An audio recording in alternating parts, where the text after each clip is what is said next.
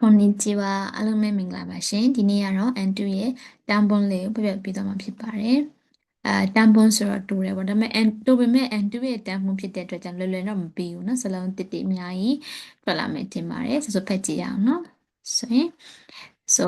花屋に並んでいる美しい花は私たちの目を楽しませてくれますが、道端に咲く雑草はどうでしょう。人の目を楽しませることができない無用なものなのでしょうか。暖房などの土手に生えている雑草は見た目は地味でも力強く根を張って、土をつかみ、土手が崩れないようにしています。観賞用にもならないと言って、雑草を取り除いてしまったら、土手は崩れやすくなり、田んぼの保水力も弱まってしまいます。植物が有用かどうかは見た目からはわからないものではないんでしょうか。နော်ဖတ်သွားတဲ့နေရာသတိထားမိရနော်စာလုံးတစ်တွေအများကြီးပဲနော်အဲ့တော့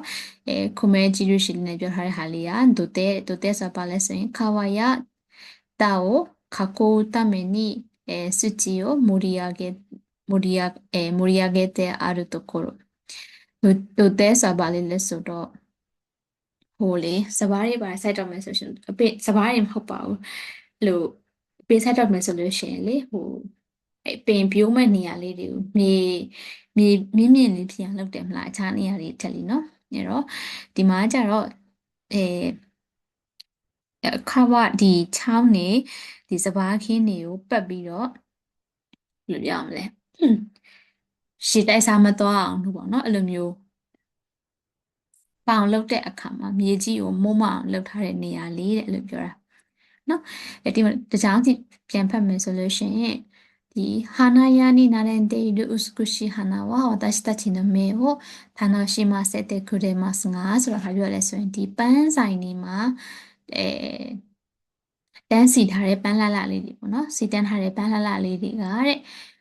ကျွန်တော်တို့ကိုမျက်စိပရိသတ်ဖြစ်စေတယ်ပေါ့နော်ကျွန်တော်တို့ရဲ့မျက်လုံးကိုပဲဖြစ်တယ်ဟိုမှာဒီတာနာရှိမဆက်တဲ့ကုရဲမစနာကလာဘာသာပြန်လို့ရှင်းတာပါလေမျက်စိပရိသတ်ဖြစ်စေတယ်နော်သူတို့ကဖြစ်စေတာကုရဲမစအဲ့တော့မီချီဘတာဆိုတာလမ်းတစ်လျှောက်နော်ဒီအလောက်တစ်လျှောက်ဆိုပြမီချီဘတာနိနော်လမ်းဘေးတွေမှာနော်ပြောလို့ရှရင်စကူလမ်းဘေးလေးတွေမှာပေါက်နေတဲ့နော်ဒါဆိုဝါတော့တဲ့ရှောကစားဆိုးဆိုတာမြက်တွေအဲ့လိုဟိုမဆိုင်ဖဲနဲ့သူ့အလေးအချပေါက်နေတဲ့အပင်တွေပေါ့နော်အဲ့ဒါတွေကြတော့ဘယ်လိုလဲတဲ့နော်ဟီတိုနိုမဲကိုမလောက်လေနော်အလေးချပေါက်နေတာဆိုစင်းစင်းရွက်တွေစင်းစင်းအမြင့်တွေဟိုစင်းနဲ့ပေါက်နေတဲ့ဟာတွေနော်အဲ့လှလောက်ပါမရှိဘူး人の目を楽しませることができない無用なものなのでしょうかကျွန်တော်တို့ရဲ့မျက်စိတွေကိုနော်လူတွေရဲ့မျက်စိပရိသတ်မဖြစ်စေတဲ့အသုံးမဝင်တဲ့ဟာတွေလားလို့ပြောတာရောင်းတဲ့ပန်းနေတာပါလေအလှပန်းနေအလှနော်အလှပန်းနေဆိုတော့အလှထားတဲ့ပန်းနေအလှဒီထိုးတဲ့ပန်းနေဆိုတော့လှလေးပေါ့နော်စိုင်နေမှာရောင်းတဲ့ပန်းနေဒါဆိုရင်ဒီမြေကြီးမှာတစ်လျှောက်နော်အလေးကျပေါက်နေတဲ့မြက်ပင်နေပေါင်းပင်နေရရောတဲ့ဘယ်လိုလဲနော်မျက်စိပရိသတ်မဖြစ်စေတဲ့အတွက်အသုံးမဝင်တဲ့အရာတွေလို့ထင်လားတဲ့နော်အသုံးမဝင်တဲ့အရာတွေများလားပေါ့နော်အဲ့တော့တန်ဖိုးနာတို့နော်ဒိုတဲနိတန်ဖိုးဆိုတာစပားခင်းကိုပြောတာနော်စပားခင်းနေမှာဆိုရှင်စပားပြိုးတဲ့နေရာလေးမြေမို့လေးနော်အဲ့ဒိုတဲနိဟာယတေဒဇာဆိုအဲ့မြေမှာစပားဆိုင်တယ်ဆိုရင်ဘာဖြစ်လဲဆိုရင်အဲ့လိုလေးချပေါက်နေတဲ့ပေါင်းပင်လေးညက်ပင်လေးရှိတယ်နော်အဲ့ဒါလေးတွေကမီတာမဲမျက်လုံးကနေနော်ကြည့်ရတာကတော့ဘာဖြစ်လဲဆိုရင်ဂျီမီဆိုတာပါလေအရန်ရိုးရှင်းတာကိုပြောတာနော်ဂျီမီ symbol ဖြစ်တာဂျီမီတယ်မို့ရိုးလေးဘာမှလှပန်းဆိုပြီးဒီကုတကလှနေတာလည်းမဟုတ်ဘူးလေးကြပေါက်တဲ့အပင်ဆိုတာနော်ဒါပေမဲ့လို့ဂျီမီတယ်မို့ချီကာရာဇီယကုနော်အားကောင်းနဲ့နဲကိုနဲဆိုတာနဲဆိုတာပါလေအမြစ်ကိုပြောတာနဲကိုဟာတေစတီယိုစကာမီဒီသူတို့ရဲ့အမြင့်တွေကပါလဲဆိုရင်မြေအောက်ကိုကြစ်နော်ခိုင်မာဆုပ်ထားတယ်ဒိုတေကခုဇူရေနိုင်ယောနိရှိတေမတ်ခုနစ စဘာဆိုင်ဖို့နော်အတွက်လောက်ထားတဲ့ဒီမြေမို့မို့လေးတွေနော်ပြီးရင်အဲ့ဒါလေးတွေပြိုမသွားအောင်လုပ်ပေးထားတယ်တဲ့ဘာနဲ့တူလဲဆိုတော့လေမြေကြီးထဲမှာဆိုရင်တို့ကမြစ်တွေအောက်မှာဒီမြစ်တွေပေါင်းပင်တွေရှိတဲ့အတွက်ကြောင့်တို့ကအဲ့ပေါင်းပင်လို့ခေါ်မလားမသိဘူးเนาะဒါပေမဲ့ तू ကအဲ့အလေးကျပေါက်နေတဲ့အပင်တွေကအမြင့်တွေကခုနမိုးမောက်နေတဲ့မြေကြီးတွေကိုထိုးပြီးတော့ဝင်နေတဲ့အတွက်ကြောင့်ဘာဖြစ်လဲဆိုရှင် तू ကအဲ့မိုးမောက်နေတဲ့မြေပြိုမသွားအောင်ပေါ့နော်ထိမ့်မိထားတယ်ပြီးတော့ကြတော့ရေတွေဘာတွေတိုက်စားသွားတာလို့တခုခုမိုးရွာချသွားတာလို့ဆိုလို့ရှိရင်လည်းအေးမြစ်တွေကရေကိုစုပ်ထားတာဖြစ်တဲ့အတွက်ကြောင့်အဲ့ထဲမှာဘာဖြစ်လဲဆိုရင်အဲရေဓာတ်ကအဲ့ထဲမှာကျွယ်ဝနေတယ်ပေါ့နော်အဲ့မို့နေတဲ့မြေသားတွေထဲမှာနော်အဲ့လိုမြက်တွေပါတာမရှိဘူးဆိုလို့ရှိရင်ဘာဖြစ်လဲဆိုရင် तू ကမိုးရွာလဲပဲအဲ့ဟရဲ့ပြိုမယ်ဟိုနေပူလဲပဲအရမ်းမာသွားမယ်ဘာလို့လဲဆိုရင်ဘာမှမထိန်ဘူးအခုကနေပူလဲပဲရေစုပ်ထားတဲ့အမြစ်တွေရှိတဲ့အတွက်ကြောင့်အဲ့နေရာလေးဆူဆူလေးဖြစ်ပြီးတော့ရှိတယ်နော်မာတောင်နေပေါ့နော်ကိုပင်ဆိုင်မဲ့အချိန်မှာအော်တနည်းအားဖြင့်မိုးတွေရွာချလို့ဆိုလို့ရှိရင်လည်းအလွယ်တကူပြိုမသွားဘူးဘာလို့လဲဆိုတော့အမြစ်တွေနဲ့အထဲမှာအမြစ်တွေနဲ့စုပ်ထားတဲ့အတွက်ကြောင့်နော်အဲ့ဒါကြောင့်နော်ကုဇူရဲနိုင်ယောနိစတေမတ်ကုဇူရဲတို့ဆိုပါလဲဆိုရင်ဟိုပြိုလဲသွားတာပြောနော်အဲ့တော့ဒီမိုးမောင်နေတဲ့မြေလေးမလဲသွားအောင်လို့လုပ်ပေးတယ်ပေါ့နော်ဒီအလေးကျပေါက်တဲ့မြက်ပင်ကြီးอ่ะအဲ့တော့ဒီမှာခန်းလျှောရောဆိုပါလဲဆိုလို့ရှိရင်ဒီအလှကြည့်ပေါ့နော်ခန်းလျှောရောဆိုနော်အလှကြည့်ဖို့နိမနာဒနိုင်တို့ဤတဲ့နော်အလှအတွက်လည်းလှတာလည်းမဟုတ်ဘဲနဲ့နော်ပြောရလို့ရှိရင်နော်အလှပြဖို့လည်းမဟုတ်ဘဲနဲ့နော်ဟိုခန်းလျှောရောဆိုအဲ့လိုမျိုးမျက်စိပရိသတ်ဖြစ်တာလည်းမဟုတ်ဘူးလှတာလည်းမဟုတ်ဘဲနဲ့ဆိုပြီးတော့ဇာဆိုကိုတိုရီနိုဆိုဤတဲ့ရှိမတရနော်အဲ့ကုနာပေါက်နေတဲ့မြက်တွေကိုနှုတ်လိုက်မယ်ဆိုရင်တိုရီနိုဆိုခုနော်ဖယ်ထုတ်တာနှုတ်တာနော်သူဒိုတေဝကုဇူရေယစကုနာရီကုနာမြေမုံမောင်လေးတွေကပြိုလဲပဲပေါ့နော်ခုနလည်းပြောရနော်ခုနလည်းပြောရလေအဲမိုးရွာလည်းရွာတယ်နေပူလည်းမှုတယ်လို့နော်ပျက်စီးသွားမယ်ပေါ့နော်အဲ့တော့တန်ဖိုးနော်ဟိုဆွေးလျော်ကုမို့နော်ဟိုဆွေးလျော်ကုကြပါလဲဆိုရင်ရှိဟိုတန်ဖိုးဆိုတယ်နော်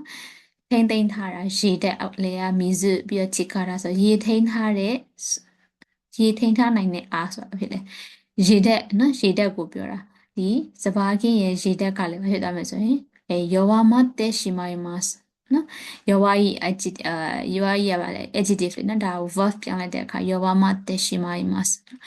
ရေထိန်းထားနိုင်တဲ့ဆိုရေတက်ကလည်းကျသွားမယ်လို့ပြောတာနော်ငကိုသူကမြက်တီမှာရှိတော့မြက်တီမှာပြည့်နေတဲ့ရေတွေက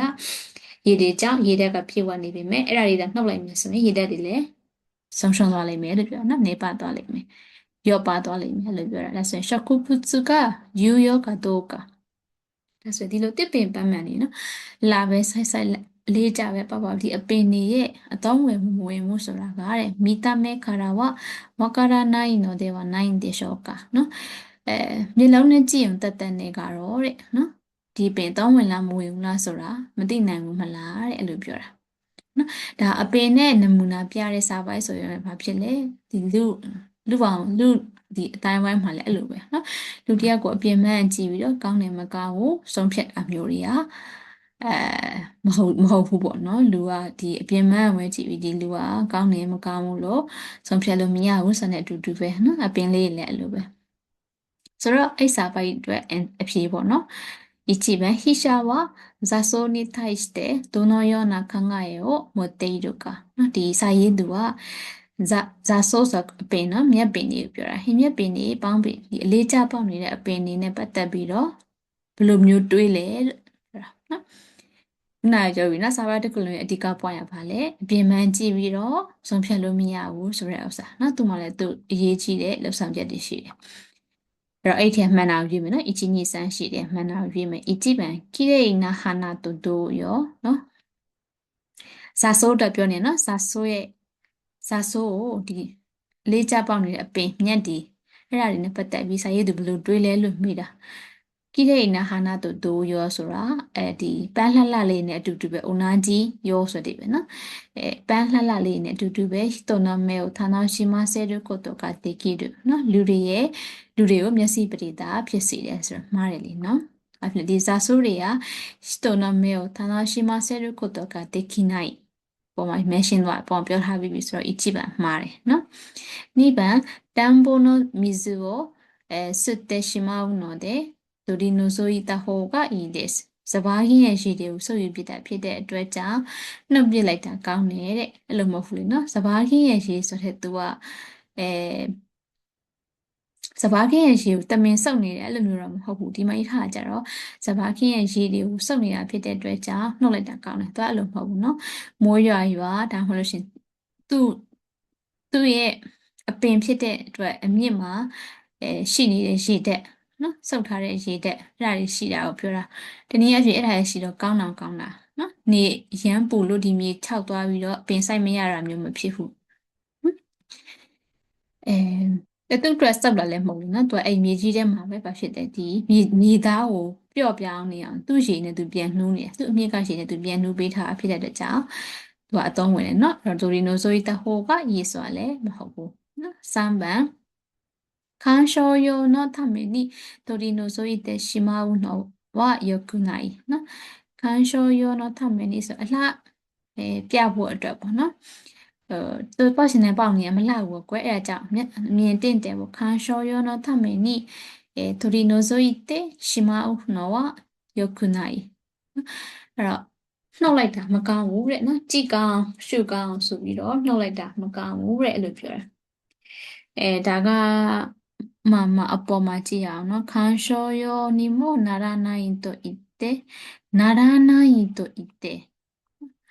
အမြင်မလှဘူးလို့ဆိုပြီးတော့နှုတ်လိုက်လို့ရှိရင်ဆိုပြီးထားဒီမှာနော်တန်သူကအမြင်မလှလို့ဆိုပြီးတော့နှုတ်လိုက်တယ်ဆိုတာကယောခုနိုင်အပေါ်မှာလည်းအမြင်မလှလို့ဆိုပြီးတော့နှုတ်လိုက်လို့ရှိရင်ဒီလိုတွေဖြစ်လာတယ်ဆိုတော့မဒါမှန်နေတယ်လို့ပဲနော်3番ရုံးမှန်ဖတ်လိုက်မယ်နော်နကုတေမို့ဒီဇာဆိုးကိုပြောနော်နကုတေမို့ယောဆာဆိုးနီမီယေတေမို့重要な役割がある。なくても良さそうにさばひれ。မရှိလည်းပဲ